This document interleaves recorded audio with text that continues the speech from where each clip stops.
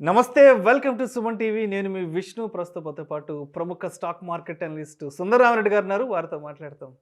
Sir నమస్తే sir. నమస్తే.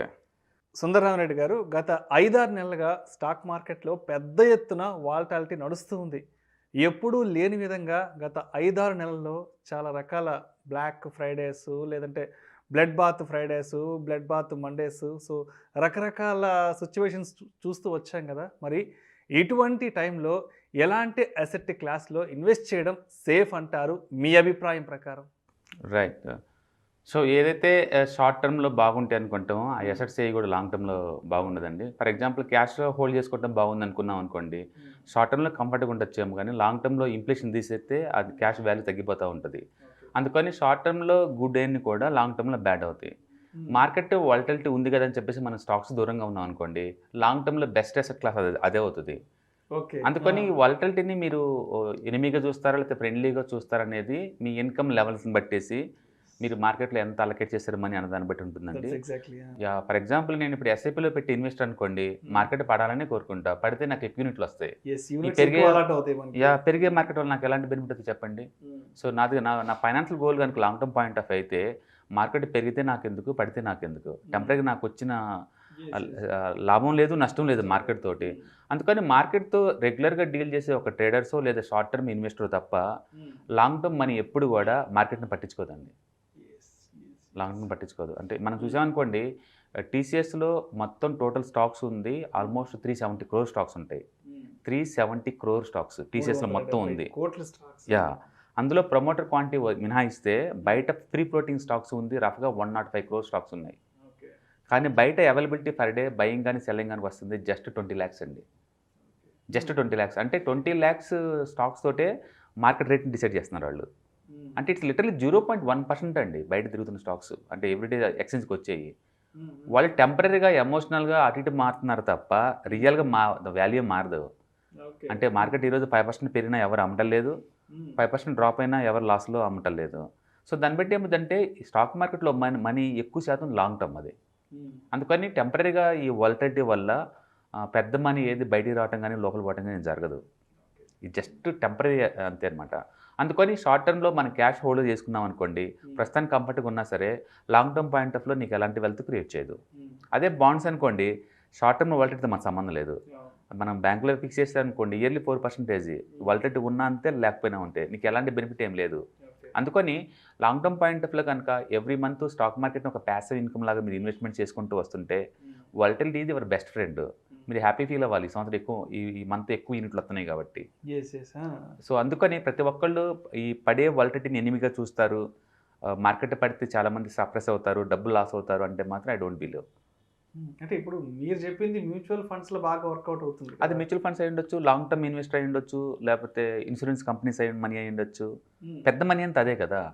ఇప్పుడు చాలామంది చెప్తుంటారు లాస్ట్ 2 years బ్యాక్ కోవిడ్ టైంలో మార్కెట్లో పెద్ద ఎత్తున క్రాషెస్ అయిపోయినాయి కదా. సో అంటే 2020 మార్చ్ ఆ టైంలో మ్యూచువల్ ఫండ్స్లో చాలా మందికి యూనిట్స్ ఎక్కువ కూడా అలాట్ అని చెప్తుంటారు. రైట్, టెంపరీగా డిప్ అయింది కానీ ఆ టైంలో నువ్వు నిజంగా అమ్మితేనే కదా, అమ్మపోతే అది పేపర్ లాసే కదా.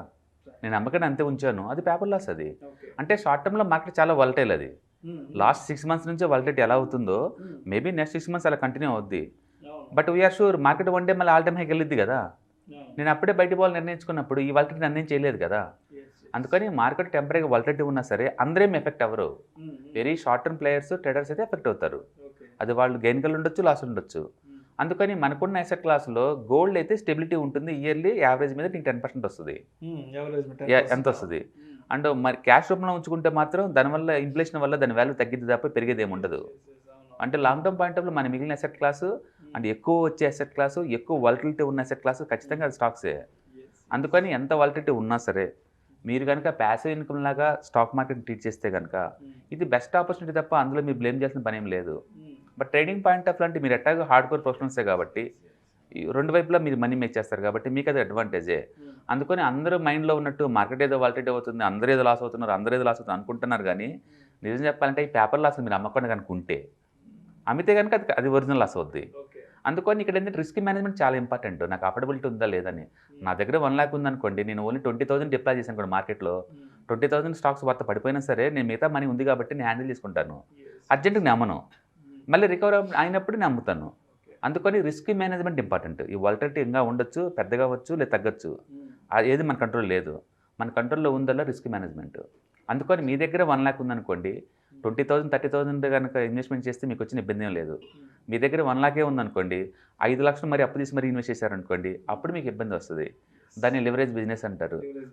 అది ఎప్పుడు మార్కెట్లో పనిషబుల్ అండి. అది మార్కెట్ అయినా సరే, బయట అయినా సరే.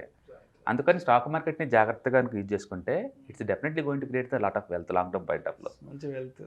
Short term point of lot of pain ఉంటుంది. అందుకని షార్ట్ టర్మ్లో కంఫర్ట్గా ఉన్న క్యాష్ కానీ లేదా గోల్డ్ కానీ ఇవి టెంపరీగా తక్కువ అమౌంట్ ఇస్తే తప్ప లాంగ్ టర్మ్లో ఈక్విటీ మార్కెట్ బీట్ చేయమండి. కానీ మీరు ఈ వాలటిలిటీని హ్యాండిల్ చేయడం నేర్చుకోవాలి కంపల్సరీగా. అది దూరంగా ఉండి చేయటాలు అండ్ అప్పుడప్పుడు యావరేజ్ చేసుకుంటూ పోవటాలు ఇలాంటివి చేయడం ద్వారా వెల్త్ క్రియేట్ చేసుకోవచ్చు. ఓకే, ట్రేడింగ్ పాయింట్ ఆఫ్లో అయితే మీరు హార్డ్ కోర్ ప్రొఫెషనల్స్ కాబట్టి పడే మార్కెట్ని షార్ట్ కొట్టండి, పెరిగే మార్కెట్ని లాంగ్ చేసుకుంటే వాళ్ళు ఎలాగో డబ్బులు సంపాదిస్తారు. అందుకని మన పేపర్లో రాసినట్టు రోజుకి ₹1,00,00,000 లాస్ అయ్యారు అది అంటారు, కానీ నిజంగా ఆ రోజు అమ్మిన వాళ్ళు అయితే నేను లాస్ అవుతారు తప్ప అది పేపర్ లాస్ అంతే. ఎందుకంటే మళ్ళీ రికవర్లో ఉన్నప్పుడే నమ్ముకుంటాను, లాస్లో అమ్మాల్సిన అవసరం నాకు లేదు. సో అందుకని ఈ పేపర్లో రాసినట్టు అంత నిజం కాదండి. అది ఆ రోజు అమ్ముంటే మీరు, నేను అమ్మలేదనుకోండి నాది లాస్ అయినట్టు కాదు, అది టెంపరీ వాల్యూ కింద లెక్కేసుకోవాలి. అందుకని మార్కెట్ ఎంత వాలటిలిటీ ఉన్నా సరే అదే అసెట్ని మేము కంటిన్యూ చేస్తాము. మార్కెట్ ఆల్ టైమ్ హై లేదా మేము ప్రాఫిట్ ఉన్నప్పుడు మాత్రం అమ్ముకుంటాము. దాని రిస్క్ని హ్యాండిల్ చేసుకుంటూ వెళ్ళిపోతుంటాం. అందుకని బెస్ట్ అసెట్ క్లాస్ అంటే డెఫినెట్గా స్టాక్ మార్కెటే మిగతా వాటితో కంపేర్ చేసుకున్నప్పుడు. అదే టైంలో పెద్ద మొత్తంలో డబ్బు ఉన్నప్పుడు మాత్రం డైవర్సిఫికేషన్ చేసుకోండి. కొంత మార్కెట్ అమెరికన్ మార్కెట్లో కొంత ఇండియాలో స్టాక్స్ కొంత మ్యూచువల్ ఫండ్స్ కొంత ఇంకొంచెం పెద్ద మొత్తంలో అయితే రియల్ ఎస్టేట్ ఇట్లా గోల్డ్ డైవర్సిఫికేషన్ చేయడం ద్వారా ఈ రిస్క్ని మేనేజ్ చేయొచ్చు. ఎందుకంటే ఒక ఎసెట్ పడుతున్న టైంలో ఇంకొక ఎసెట్ పైకి పోతుంటుంది కాబట్టి మేనేజ్ చేసుకోవచ్చు. అందుకని టెంపరీగా 3 నెలలు 4 నెలలు 6 నెలలు ఒకసారి 2 years వరకు డౌన్ ట్రెండ్ ఉండొచ్చు stock markets. But you have to handle. ఎందుకంటే long term financial goals important తప్ప షార్ట్ టర్మ్లో ఈ పెయిన్ అయితే ఖచ్చితంగా కాదు. అందుకని డెఫినెట్గా stock market is the best asset class and we do manage. Thank you so much Sundaram Reddy గారు. స్టాక్ మార్కెట్లో వాలటిలిటీ నడుస్తున్నప్పుడు ఎలాంటి అసెట్ క్లాస్లో ఇన్వెస్ట్మెంట్స్ పెడితే సేఫ్లో ఉంటాం అనే అంశం గురించి ప్రేక్షకులకు మీ విశ్లేషణ ద్వారా చాలా క్షుణ్ణంగా వివరించారు. Thank you so much. Thanks. ఇలాంటి మరిన్ని interesting videos and valuable information కోసం వెంటనే మా ఛానల్ను సబ్స్క్రైబ్ చేసుకోండి, లైక్ చేయండి, షేర్ చేయండి. అదేవిధంగా మీ అభిప్రాయాలను వీడియోస్ కింద కామెంట్స్ రూపంలో మాకు తెలియచేయండి. This is Vishnu signing off.